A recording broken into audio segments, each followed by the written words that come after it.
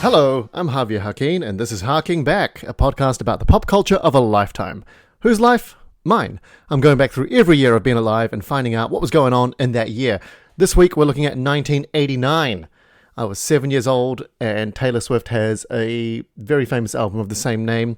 I didn't really listen to Taylor Swift much, and then I was in New York in November last year doing a show, and a friend sent Taylor's Welcome to New York, which is the start of that album, so I listened to that album lots, actually, and I became a bit of a Swiftie just through that one. It's funny, I only know that album, and there's some bangers on there. Was it Style and Blank Space? Oh, love them all. Anyway, it was 1989. I was 7 years old in 89, and I think this is the year I tried the I'm going to run away from home game you do as a kid. I don't know if kids do this most, in modern times, but back then it seemed to be a time when every kid would just get fed up with their parents and they'd say, I'm going to run away from home. And either they'd try to just do it, which is probably more scary, or they would try to do it to kind of psych out their parents. And I think I was much more of the latter, trying to psych out my parents. I think we'd had a fight about something or an argument, when you're like, this is, when you're like 7 and you don't get your dinner that you want. So you're like, this is inhumane or some bullshit like that. Anyway, for whatever reason, I decided I'd had it at home and I said, I'm going to run away from home. I used to do a bit of stand-up about this, about how you hear other parents do this. And I've seen this, where a kid went, I'm going to run away from home. And the dad just crumbled, just knelt down with them and just said, oh, you mustn't say that. Oh, you mustn't say that. It's a terrible thing to say. Well, and when I said it to my parents, my mum immediately started helping me pack. Like, I thought, we started having this game of chicken. She said, oh, okay, well, if you're going to run away from home, you're going to need your backpack. And so we went and got my backpack, which had Alf on it. Remember the TV show Alf? I had a Alf backpack, and it was tiny. And she started going through things and going, okay, well, you're going to need some jeans. And so get some of those and get some undies and some socks. And I remember her thinking, she's trying to psych me out. I'm not going to be psyched out. So I was like, yeah, I'll need those and those. And then we packed them all. And then I think my sister Valeria came in and was like, what's going on? And Mum said, well, Javier's running away from home. And Valeria said, I want to run away from home too. Excuse me, I've got a little tickle in my throat. By the way, if this all sounds a bit weird, it's because I've had to move where I'm recording this today. It sounds like, oh God, I'm going to have to cough now. Excuse me, am I going to edit that? I don't know how to. Maybe I will, maybe I won't. Probably not. You're listening to it now anyway. God, it sounds like I've had to... it sounds like I'm going through a divorce. I've had to move where I'm working. Anyway, so my sister was like, I want to run away from home too. So long story short, we both ended up leaving, and Mum and Dad just kind of like waved nonchalantly goodbye and said, good luck with the rest of your life. And we left home, and we walked down to our primary school, which was about a 2-minute walk. And I just kind of found a little tunnel piece in the playground, and I thought, this will be good shelter. And I just kind of sat down, and I was like, great, this is great. In my 7-year-old brain, I was half thinking, this is good because, I'll just finish school and then I'll just retire here for the rest of the evening and sleep in the tunnel so the rain doesn't get me. And that's what I thought I'd live. You don't think about food or anything else. Didn't need to worry about weirdos. It was the 80s. And after about an hour, we were just playing in the playground, Valeria went, okay, I'm bored, and went home. I'll see you later. And I was like, tell my parents that I'm going to do well here. I'm going to survive. And after about, I think, maybe half an hour of waiting, because at this point I also knew, I was like, they'll be worried about me. They'll be crying for me to come home, I think. And then it started raining, and I think I lasted maybe an hour and a half after Valeria had left, tops. And I went home, and I knocked on the door. And my parents wouldn't answer, and I knocked on the door for ages. And eventually Dad came to the door and opened it just a crack and looked at me and went, oh, you don't live here anymore, remember? And closed the door. And then, so I went round to the side of the house and started climbing the fence, and Dad came out with one of my toy baseball bats. Just, he was going, intruder! And that's when I was like, come on, I want to come home. And he's like, all right, come on. Now you come on back. You learnt your lesson. And I sure did. I didn't run away from home until I was 18. 19? Something like that. Till about maybe 18, 19, 20. Something like that. Anyway, 89. Let's have a look at what was going on in 89 in pop culture. In 89, The Simpsons. It gets its own TV show, The Simpsons series debuts. I mean, it had been little clips in the Tracy Ullman Show, but now it gets its own series. And if you grew up, when I was growing up, everyone knew about The Simpsons. I don't know what the other show equivalent would be these days, because you got to remember back in the 80s, like there was no internet, so everyone was kind of like just consuming stuff in their homes through the television, maybe radio, and everyone was watching The Simpsons. And I don't think there's another show that was more quoted in my school amongst kids. Like everyone was watching it. And if you look back at The Simpsons now, because of the early seasons, I know they're still making it now and no one's watching it, and that's a bit sad. But in the early seasons, it was really a zeitgeist of what society was for the average working American family, I think. Like the things they were talking about, the humor, the words used, the phrases, everything. Hell, I would say the phrases. The quotes from the show were becoming colloquialisms. You know, they were becoming everyday slang. And if you were a celebrity, nothing cemented your status as a celebrity more than being cartoonized on The Simpsons, than being a guest celebrity on The Simpsons. If you were on there, you were a celebrity, hands down, no doubt. End of story. And if you look at kind of The Simpsons, what they were, they talk about the Carry On films in the UK. And if you look at any one of these Carry On films that were like in the 70s, I think, they were very much, again, they would show you a slice of what life was like at that time. And I think Simpsons was that for us growing up. And it really breaks my heart to see how downhill it's gone. Like, I haven't watched it in years. I cannot believe they're still making it. Who the fuck is watching it? I think the moment that it jumped the shark for everyone, for me, was when Maude was killed off. Ned Flanders' wife. Before that, it was amazing. And even now, sometimes we'll stumble across episodes, my wife and I, that you know, we've never watched it together, but sometimes we'll stumble across an episode that's airing on TV, and it's an old one, and we can just quote it back. And I don't remember watching these episodes over and over again, but we must have at some point, reruns, whatever, because they are so quotable and we know them, and they're still so funny. They used to have a writing team of a huge writing team of like, I don't know, 9, 11 guys, and they were all good, like Conan O'Brien and other names that I will forget right now, but they would all work on each episode and just make sure it's joke heavy. And I saw a documentary about The Simpsons, and apparently the writing team, a lot of people left, a lot of the key players left, the people that really loved the show left, and I just don't think it's got the heart behind it anymore. And it's never has a show been so popular, quoted, so loved, and so forgotten. It's a bit sad. But 89, that's when The Simpsons came out. Seinfeld also debuts in 89. The sitcom Seinfeld with Jerry Seinfeld. Jerry Seinfeld was my first comedy CD. He had a CD special called I'm Telling You for the Last Time. And I remember I'd heard about Jerry Seinfeld. I'd never watched Seinfeld, the show, but I knew he was a big comedian. And I was starting to get interested in comedy. And I went to the music store, the CD store in Christchurch. And you know, music stores, they used to have featured albums, and you could go and put the headphones on and listen to a little bit of the CD. I put his one on there because I saw it. I went, oh, it's that guy, that Jerry Seinfeld guy. And I put the headphones on and I started listening. And within about 2 minutes, I was actually crying, laughing in the store. I remember that. He was doing a routine about I used to know this album off by heart. What would you? He talked about what's with the cab drivers in the BO? How long are these shifts? Do they ever stop, or do they just get in the cab and drive till they're dead? And just this cadence, it fucking tickled me. And I stopped listening there and then, and I bought the CD. This is later on in life. I wasn't, buying it when I was 8. What I'm saying is, Seinfeld for me, I'd never seen the series, but even though it came out in 89, later on, I went back and watched the entire series. When it came on Netflix, I was able to watch the entire series because I'd always heard it was amazing. And I went back and watched it, and looking back, you can see how groundbreaking it is. Like Seinfeld walked so a lot of other shows could run.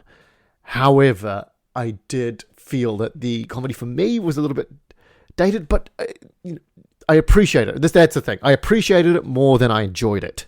That's the thing with Seinfeld. Other TV shows that were going out there, Sorry, I feel like I'm going really in depth on a lot of things here. Poirot came out in 89. I know that because my parents loved it. The little mustachio detective. Baywatch came out in 89. Theme song, amazing. Remember the theme song? Some people stand in the darkness. I'll be there. I'll be there. We watched it a bit, but I think I was like, what was I, 7? I was too young to appreciate it for what it was. Like, I was 2 years too young. Like, I could totally see why some people were like, oh yeah, hot lifeguards running in slow motion. That's all we need. I get it. And some people would be like, this is exactly all I want. Simplicity is king for some people.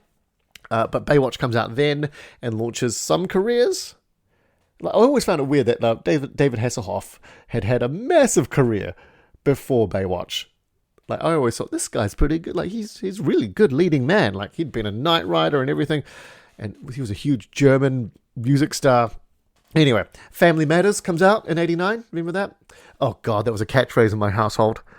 With Steve Urkel, the ultimate nerd. And every time we'd do something bad, he'd say, did I do that? And my parents... I think this is the first time I can remember my parents quoting a TV show or a character and making a catchphrase their own. Like, they love saying it.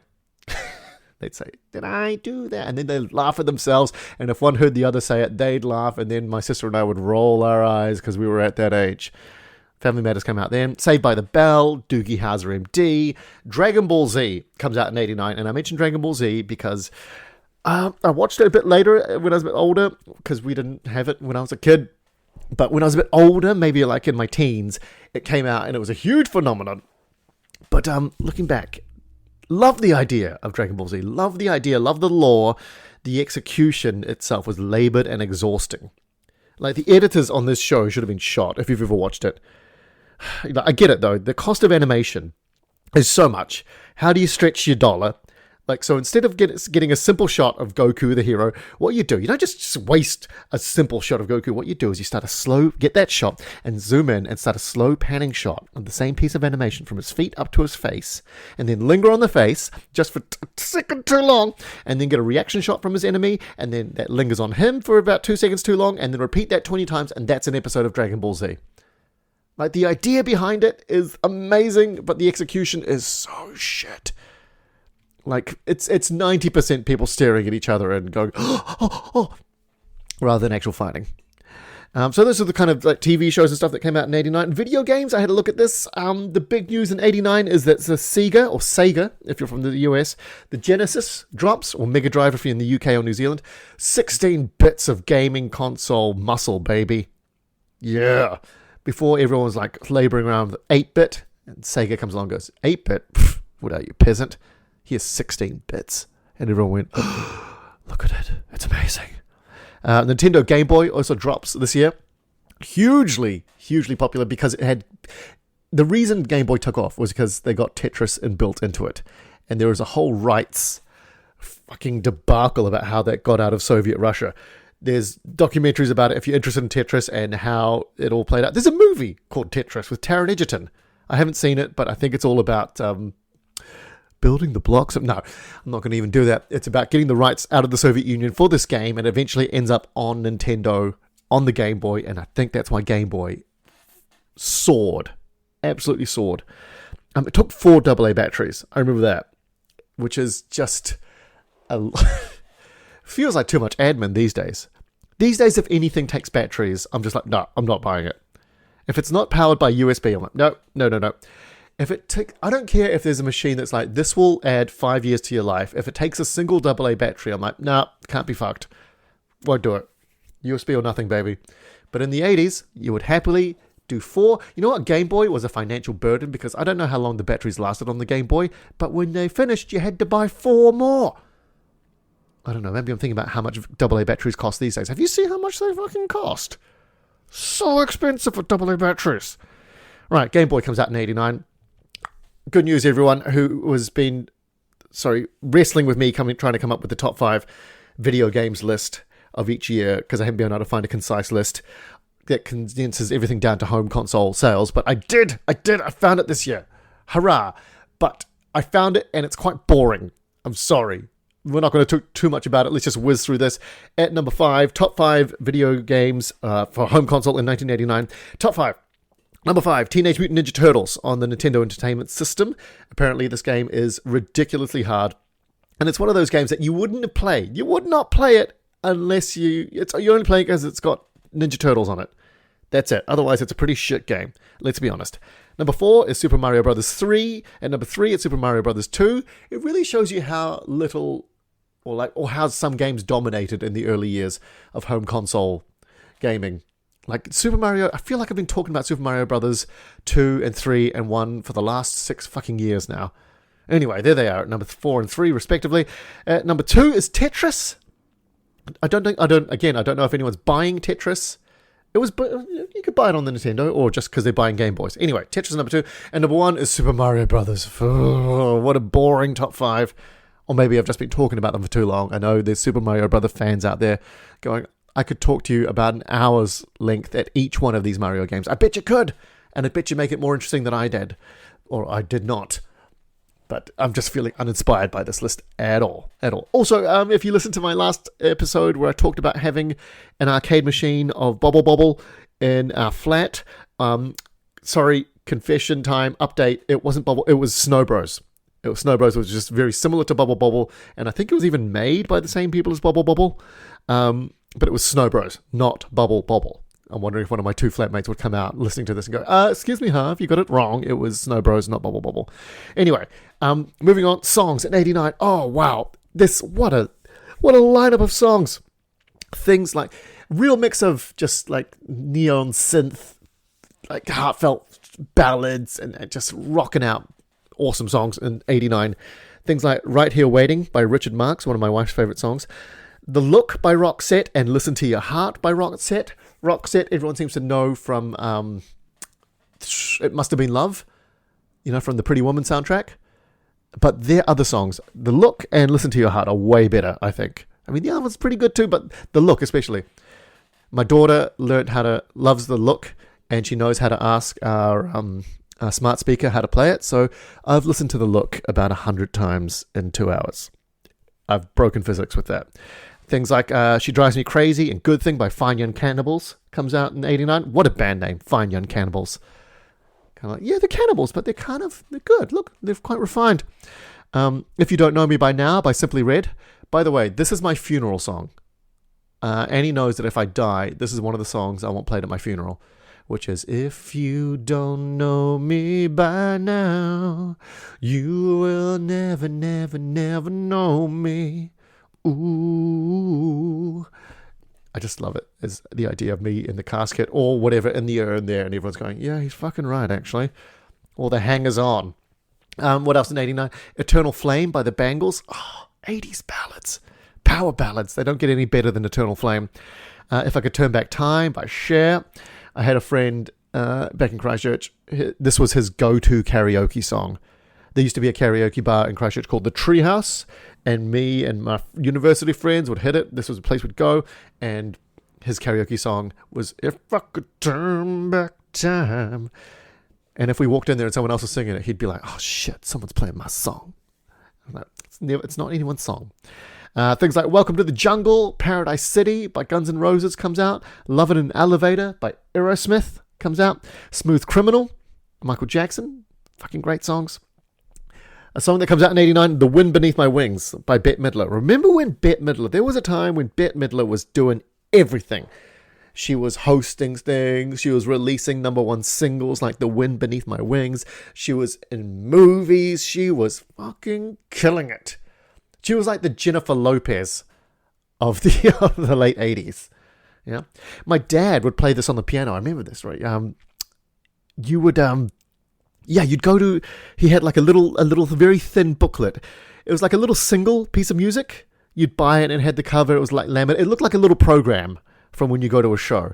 And it had like the cover with her on it looking wistfully into the camera and on a autumn's day. And he loved playing this one. And by the way, this is how you used to buy single sheets music when there was no internet. Okay? You had to go buy the music, because unless you were a musical genius and work out how the notes were anyway, you had to go down to a store and see if they had it in stock. And it wasn't even the time where I think if they were out of it, they could be like, oh, we can order it in. I don't even think they could do that. They either had it or they didn't. Like someone talking about talent, an agent talking to you. You either got it or you don't, kid. And that was music back then. So if you found something in a store, you're like, oh, yes, I'm buying this amazing thing right now. And I think that's where retail therapy came from, where you couldn't order, these days just whatever you want. I want a portrait of a weasel. Great, it'll be here tomorrow. You can click on it, you'll find it. Boom, there it is. AI will do it. You can have it delivered today, probably, if you want. But back then, I want the sheet music to Bette Midler's Wind Beneath My Wings. Good luck. Good hunting out there. Dad found it. Anyway, Paul's Boutique by Beastie Boys drops in 89, their second album. And this is a very brave album for the Beastie Boys because their first album, Licensed to Ill, they hated it. They came out later on and just said, look, we were really young and we had producers breathing down our necks going, this is the kind of music you should be doing. And yeah, and they were really pushed to this kind of style of music. That's where the, on their first album, Fight for Your Right, you gotta fight for your right to party. They hate that song. They will not perform it. No, they're not anymore. One of them's dead. But in their concerts, they would not perform it. They hated it. They hated that whole album. And in their second album, they kind of just said, fuck you to all the producers and went and produced a whole bunch of music, which was really different to their first album and said, okay, and everyone said, you're going to lose a lot of fans. You're going to lose a lot of listeners. And they went, no, this is what we want to do. So good on the Beastie Boys for having the balls to just go, no, our first album that got us a lot of exposure and fame, that's not exactly who we are. So we're going to ditch all that and throw all that away and start again, essentially. Good on you, Beastie Boys. If that had been me, I would have been like, yeah, sure, I'll fight to party. I'll fight for my right to party until I die. Yeah, I'll sell out. Let's do it. Top 5 Billboard songs. Top 5 songs of 89, according to Billboard. Number 5, Miss You Much by Janet Jackson. I was like, I used to like Janet Jackson. I didn't remember the song. I looked it up. I still don't remember it. Number 4, Straight Up by Paula Abdul. I talked about this last week. I think it's great. Solve a case to this song. Number 3, Every Rose Has Its Thorn by Poison. Every time I listen to this song, I think about Bill and Ted's Bogus Journey because they quote one of the lyrics here to get into heaven. Remember they're trying to get into heaven and they go, all right, what is the meaning of life? By the way, they're trying to blag their way into heaven. And they go, okay, if you're going to get into heaven, what's the meaning of life? And they look at each other and one of them goes, every rose has its thorn. And the other goes, just like every night has its dawn. Just like every cowboy sings a sad, sad song. And the guy goes, yeah, it sounds pretty good. And you go. The lead singer of Poison, Bret Michaels, oh God, he had a reality TV show, one of those first ones where a washed up movie star or rock star, music star, in his case, is wanting to find love. So they bring out like 30 women and he's like, oh, you ladies, I'm trying to find love after I've been rocking out. I don't know why he sounds like Macho Man Randy Savage on a hangover, but he does. And it was called Rock of Love, and it was just so... Anyone who thought that he was genuinely trying to find love rather than just trying to find a way to bang 30 different women is severely deluded. Anyway, so if you're looking for kind of like where all these horrendously, C-tier reality TV shows, like there are some that like, some reality TV shows, you're like, okay, I get it. You're just showing us behind the scenes of this industry or of something here. And some are just bottom of the, really scraping the bottom of the barrel. And this was one of them. Anyway, he had his heyday in the 80s. He's fine. At number 2, My Prerogative by Bobby Brown. Barely remember this one. Barely remember Bobby Brown. Didn't he beat up Whitney Houston? Is that it? I don't know. Some of you definitely know this. I don't. And number 1 was Look Away by Chicago, which is a very generic power ballad. I didn't really know it. I looked it up. It's the most... It feels like a power ballad if you asked AI these days to write an 80s power ballad, which is unfair to Chicago because they actually wrote it back then. And they're like, hey, fuck you. It's probably generic power ballad because we made it there because we were so popular. I feel like I've done you dirty, Chicago, and I'm sorry. Anyway, that was music. Movies. This is what I really wanted to get into. This is what I really am excited about. And, I think out of the 3 video games, songs, and movies, I'm all about the movies, baby. 89. Let's just go through some of the hits that were out there. Honey, I Shrunk the Kids comes out in 89. The Little Mermaid, which kicks off the Disney Renaissance, as they call it. Ghostbusters 2 comes out in 89, which a lot of people panned. It was not that bad. At the time, I was 7. As a 7-year-old me, I loved it. Found it a bit freaky, but I loved it. Back to the Future 2 comes out in 89. Oh, looking back, I don't think I've seen a movie with more product placement than Back to the Future 2. Like, the first one's a hit, and then the second one, especially when they go to the future, companies would have been throwing money at these guys to go, please include Pizza Hut, Diet Pepsi, Nikes, everything in this movie, in this future segment. In the movie, remember they had the hoverboard, which is a skateboard without wheels that just hovers because of future tech. And I wanted to tell 7-year-old me not to get my hopes up, because I think I knew deep down, I was like, they're never going to make hoverboards. They're never going to be a real thing. And then we eventually got these products called hoverboards, and they were awful. Remember those? Like, it's essentially like a plank that you'd stand on, and it had 2 wheels on each end. So you're standing on it, like, not like a surfboard, but like a hoverboard. And they were just such a shit fad, and I'm glad they're gone. I tried one once, I fell off it immediately, and I think myself and A&E rooms around the world are glad that fad is over. Although they did end up making the the tie your own laces Nikes in Back to the Future 2, which is pretty cool. When Harry Met Sally comes out in 89. Sorry, I'm going to cough again. Oh God, am I going to edit that out? Probably not. Have a little water here. When Harry Met Sally comes out in 89, I watched it when I was young, did not appreciate it. Watch it again now. If you haven't seen it in decades, watch it again now. It is so good. It's really nuanced, and the way they talk about relationships and the way they guide you through relationships is really good. They were really onto something good there. You know, Billy Crystal and Meg Ryan absolutely nail it. And also Meg Ryan's faking the orgasm scene is one of movies' all-time greatest scenes. You know, when they talk about the top 10 or top 100, this is in there. Meg Ryan faking an orgasm in a cafe. And by the way, she's not doing it because she's having sex in the cafe. She's doing it to prove a point to Harry, where he's like, oh yeah, I can totally tell when women are faking it. She goes, no, some women have faked it with you. And he's like, no, they haven't. I get it. No. And he says, anyway, how could a woman do it convincingly? And she just starts doing it. And the way she builds, just starting off with anyway, if you know the scene, you know it. If you haven't, Google it right now, YouTube it right now. The way she just starts from slow to where she ends up.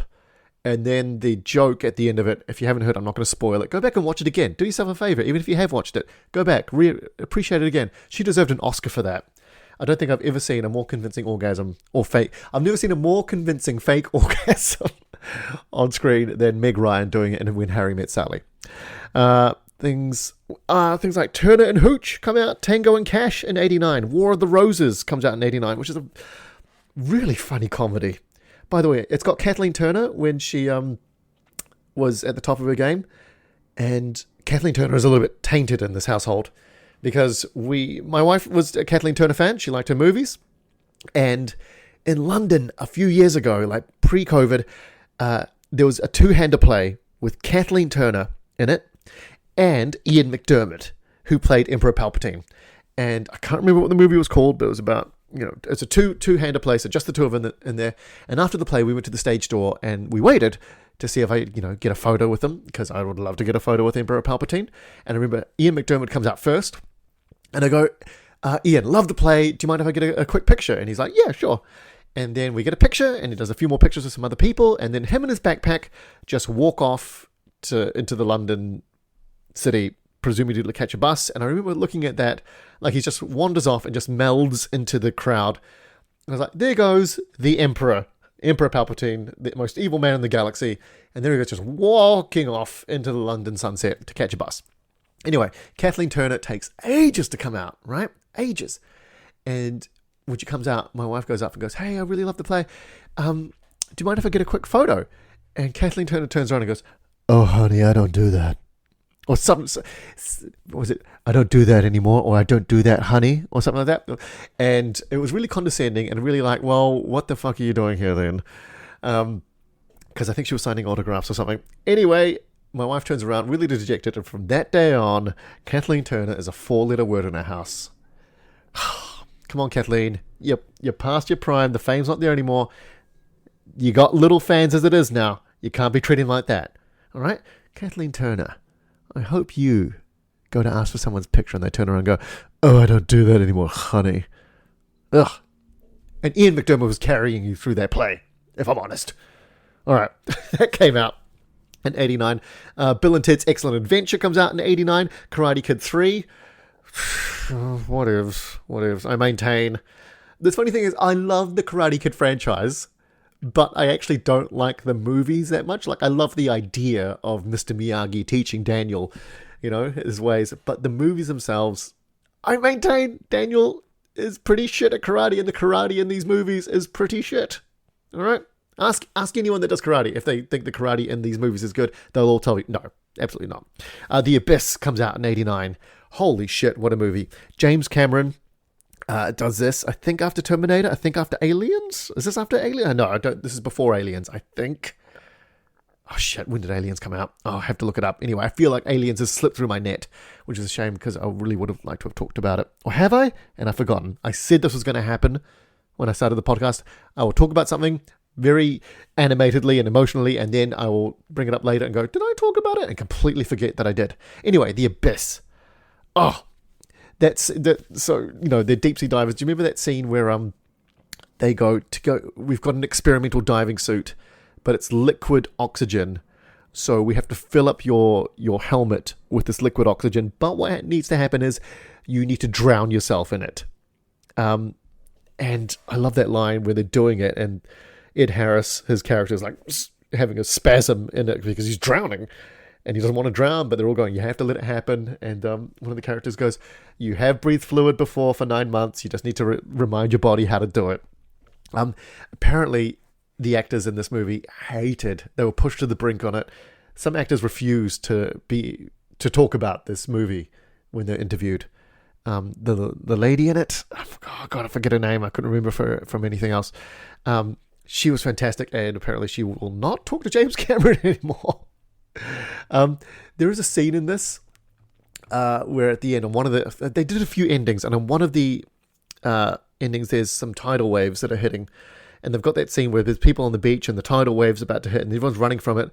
And my friend Nick sent us a video of this, and he's like, check the bottom left corner, and one of the extras goes and pulls down the pants of the other extra, and it made it into the final cut. Got away with it. Holy shit. License to Kill comes out in 89. I still maintain that Timothy Dalton is a better Bond than Roger Moore. I had someone in the comments on YouTube say, I don't appreciate how you felt about Roger Moore, and I know you're just telling me a nice way, but I maintain it. Roger Moore, worst Bond, in my opinion. Worst one. Far too weak and more about the puns. No. And Timothy Dalton was... You know what? If Timothy Dalton did essentially what Daniel Craig was doing, but decades too early, At that time, everyone was like, Bond is a cartoon character, isn't he? And Timothy Dalton, the Shakespearean actor, was like, no, I want to make him a real character and a real person. And everyone went, no, we like Roger Moore Bond. And Timothy Dalton was like, you don't deserve me. And you're absolutely right, Timothy. They did not deserve your Bond. They didn't. Roadhouse comes out in 89, the original Roadhouse, with Patrick Swayze. I don't know why they remade it with Jake Gyllenhaal. Like, it was an average movie back then, and it was a B movie back then, did not need to be remade, and I think this is a big warning to when everyone's trying to make the next Maverick, like they made Top Gun, and they made Maverick 30 years later, and suddenly everyone's going, oh my god, can we take these old movies and just make sequels or remakes from from ages ago? This is a big warning. Like, it doesn't always work, because guess what? Maverick worked because Top Gun was awesome. If you take a shit movie from the 80s and try to remake it, guess what? It doesn't age like a fine wine. If you've got a shit wine and then you age it for 30 years, at the end it's still a shit wine. All right? Top 5 movies in 1989. Here we go. Number 5, Look Who's Talking. This is so 80s. They made a movie where babies' thoughts are projected or said out loud. I think Bruce Willis provided the voice for the baby's monologue. And they made a whole movie about it. This thing that should just be a sketch, whole movie about it. Number 4, Lethal Weapon 2, with the South Africans, with the bad guys. I do a bit of stand-up talking about the South African accent. And my exposure to the South African accent for the longest time was the bad guys from Lethal Weapon 2, and also my high school science teacher who was from Transvaal, who had the same sort of Afrikaans South African accent. He hated us, by the way. And it didn't help that his name was Mr. Gay. We were in high school, like, come on. He was... I remember one lesson, we racked him up so much. And by the way, when I say we, not me, the class, all right? I hated racking up teachers because I was like, they're just doing their job. If they started on me, yes. Oh, God, there's a story from high school that I'll get to in years' time. When I punched a teacher, stay tuned for that. And it is justified. It is justified, by the way, all right? I will tell you down the line. You're just going to have to wait for that episode. Anyway, Mr. Gay, our South African science teacher, got so mad one time that he just yelled at us, "If this was Transvaal, I'd give you all the cane." And we were like, whoa. So anyway, I did a piece of stand-up, and my South African accent exposure has just been this accent, this Afrikaans accent, and I do it in the piece of stand-up. And the comments from South Africans going, "This is not a South African accent. How fucking dare you?" And I was like, well, this is my exposure to it. I'm sorry. All right, but I get it. Apparently it's a minority accent, but it's still a South African accent. Yeah? Like a Scouse accent, like a Liverpudlian accent. It's not what you immediately think of when you think British accent, but it is a British accent. What do you want me to do? Anyway, that was number 4. And number 3, Dead Poets Society. It comes out in 1989. Oh my God, this movie is wasted on the youth. I'd say that because I had to study it in English in high school. You'd do a movie review, report, study, and those were great because you just watched the movie about 3 times and it ate up so much class time. In Dead Poets Society, I always used to think, oh, fine, whatever. Watch it again as an adult. It's so good. Robin Williams, oh, Captain, my Captain. Oh, if you're not crying at the end, there's something wrong with you. Number 2, Indiana Jones and the Last Crusade. Holy shit. This is how you end a trilogy. Like, Temple of Doom went off the rails a little bit. Indiana Jones and the Last Crusade comes back and nails every piece of what you want in a trilogy. Like, we've got the expansion on the character, how it starts off with that flashback of young Indiana Jones played by River Phoenix, and then Indiana Jones in his prime, and casting Sean Connery as his dad was just, yes, the right choice. And exploring this relationship is really the engine of the film, I think. Steven Spielberg is at the top of his directing game. You brought back the Nazis. You've got the trials at the end. Oh, what's not to love about this movie? It's the best Indiana Jones, by far, if you ask me. Some people are like purists and they're like Raiders. Everyone agrees that Temple of Doom is the weakest of the original trilogy. Last Crusade fucking knocks it out of the park, and it's one of those rare trilogies, one of those rare movies where in a trilogy the third one is the best. I mean, I'm sure there's a whole bunch of trilogies like that where the third one is the best. Things like the Thor trilogy, the Star Wars prequels. But, we're talking about kind of really artsy movies like this. Yeah, and I did say it's an artsy movie. I know it's an action movie, but it is so good. Go back and watch it. And number 1 in 1989, no surprises here, it's Batman. Tim Burton's Batman. This movie took over everything. You couldn't get away from this movie. The soundtrack was all over all the music shows and the radio. The merchandise is in every store. It's on the cover of magazines. Like, this is the first time I think a movie like did an absolute invasion into retail. You couldn't go anywhere without seeing this movie. It's on TV. It's the toys are coming with the Happy Meal. It's in every store. It's billboards, posters, everything. Radio ads, TV ads. Couldn't get away from this fucker. What's interesting about this movie is Michael Keaton was cast to play Batman, and at the time he was just known for being a comedic actor, and everyone hated the choice. Like, there was diehard fans of Batman movies, Batman comics, I should say. And Batman was interesting because this movie really cemented, again, I've used the phrase before, this movie walked so other superhero movies could run later on. Like, if Batman had not been a huge hit, you wouldn't have the likes of Spider-Man or the MCU. No, you just wouldn't. Because before Batman had come out, the only superhero movie that had done well in movie form that had been a blockbuster was Superman. And Superman is just such an easy, well-known character. And he's kind of like, even people that don't know what superheroes are, they could understand Superman. They would get what a Superman movie is. But Batman was very different. We'd had the 1960s very campy TV show, and this was very much more of the comics, the dark, gritty take on Batman. And so there were a lot of fans that were like, when they found out Michael Keaton had been cast, there was petitions to not let him be Batman. And Batman movies have a massive history of fans not liking who's been cast for something, and then they all get up in arms about it, and then it's all fine. It happened with Michael Keaton. It happened with Robert Pattinson. When Robert Pattinson was cast as Batman, everyone was like, no, he can't be Batman. He turned out to be a great Batman. When Ben Affleck was cast as Batman, everyone was like, no, not Ben Affleck. What the fuck? Batfleck? He was amazing as Batman. He's one of the best Batmen, if you ask me. Definitely the best Batman fight you'll catch on screen in Dawn of Justice. Heath Ledger cast as the Joker. Everyone's like, oh, you can't cast Heath Ledger as the Joker. He wins a fucking award for it. He wins an Oscar posthumously for it. Batman fans, just shut up. It's going to be fine. All right? It's going to be absolutely fine. Oh, man. I used to collect the one of the pieces of merchandise from this movie was the bubblegum cards. Like it was such a scam. You get a shitty little piece of bubblegum, and they had some cards made for the movies, like little trading cards. There was about 100 of them, and you'd buy a pack of gum and you'd get some cards. You didn't know what cards you were gonna get, so you had to keep buying them. And every bit of pocket money I'd go down and buy these cards.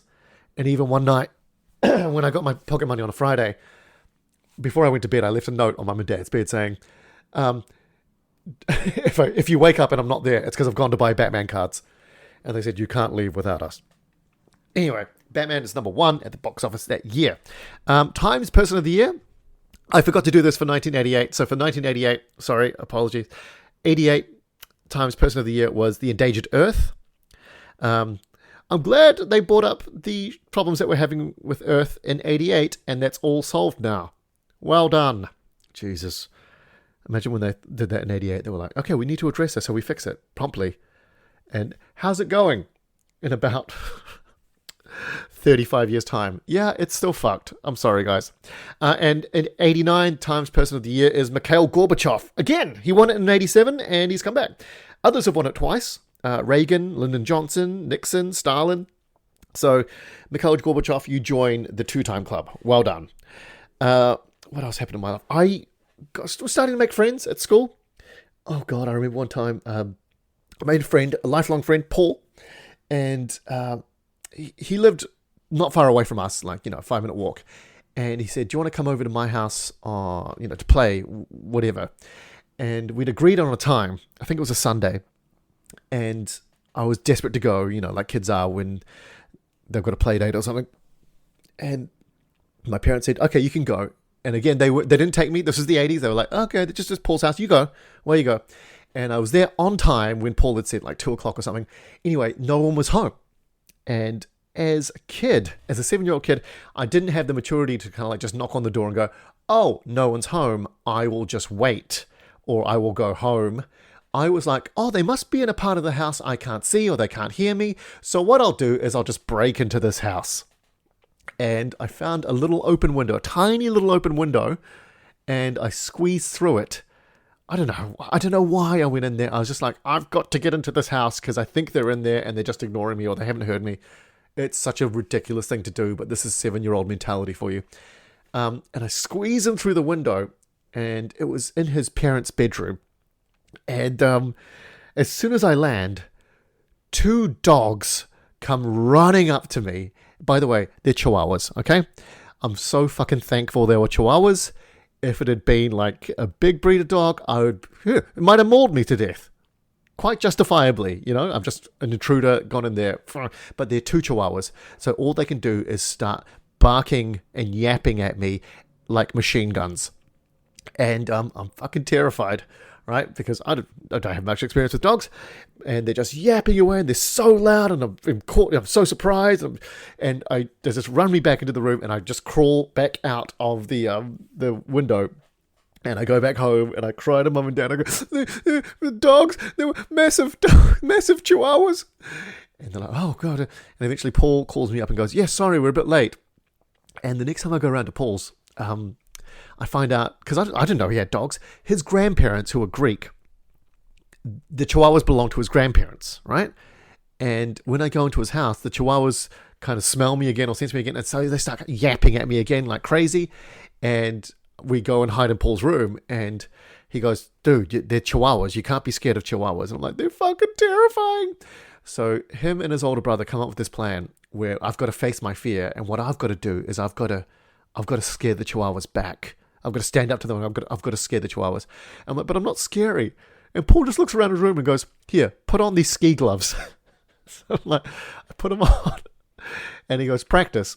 And so I just kind of like hold the ski gloves out and go, ah. And he's like, no, bigger. And, go, ah, ah. And we practice. And we leave his room. And he's like, right, we got to go do it. And the chihuahuas are in the living room with his grandparents, his Greek grandparents. And he just points at them and he goes, go. And so the chihuahuas start yapping at me, and I start screaming with the ski gloves at the chihuahuas. And his grandparents, who don't speak any or very, very little English, just in Greek, are just sitting there going, what the fuck is going on? Just trying to tell their dogs to shut up, and also looking at me, they haven't really met me. And Paul's going to me, yeah, fucking tell him. And I'm going, ah, with these ski gloves on. And I don't think it really worked. I don't know. I still have this thing about chihuahuas. Like, you can't sick chihuahuas on me. I realize that now. But every time I see one, I always just think about two of them coming out of nowhere, screaming at me. And his poor grandparents, I think I took a year off their life because they're just sitting there enjoying their time. And suddenly this kid comes in with ski gloves and starts having a go at their dogs. And they start going ape shit back at me. Anyway, that's what I remember. Okay, I'm going to end that there. Guys, thank you so much for listening. I've really enjoyed this. This has been 89. Next week, we're into the 90s. We're into the 90s, baby. Oh, I can't wait to get into all that shit then. Thank you so much for listening. Thank you for listening. Share if you enjoyed it. Comment. There's a Discord there if you want to get into...